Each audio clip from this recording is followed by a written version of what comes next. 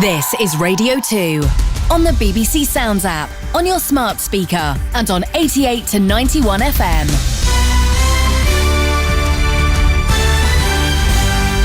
BBC News at 5 o'clock. This is Nikki Cardwell. Russia has continued its bombardment of Ukraine with a string of New Year's Day attacks using Iranian-made explosive drones. Ukraine's armed forces say they've shot down dozens of drones since midnight. The attacks targeted cities including Kyiv and hit the energy network. Russia says the strikes were aimed at Ukraine's drone production sites.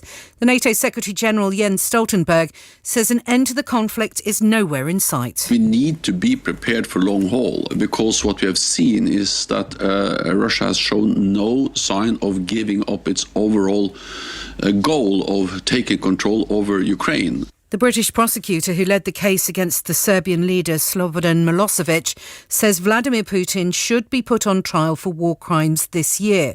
Sir Geoffrey Nice said Mr Putin was guilty of crimes against humanity because of the bombing of civilian targets. Russia says it does not target civilians.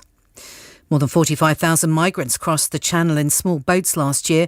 That's 17,000 higher than 2021, but much lower than what the government had estimated. Here's Simon Jones. Last year saw an average of 125 migrants a day being brought to shore by the Border Force and the RNLI. The boats used by the smugglers are getting bigger, dangerously packed with more and more people. Last month, a dinghy sank off the Kent coast, killing at least 4 people. The government is planning new legislation this year which would seek to remove anyone entering the UK illegally, sending them either to Rwanda or back to their home country. That is likely to face a legal challenge, with groups supporting refugees calling for more safe and legal routes for asylum seekers to be established. Pope Francis has asked a crowd gathered at St Peter's Square in the Vatican to thank God for what he said was the gift of his predecessor, Benedict XVI.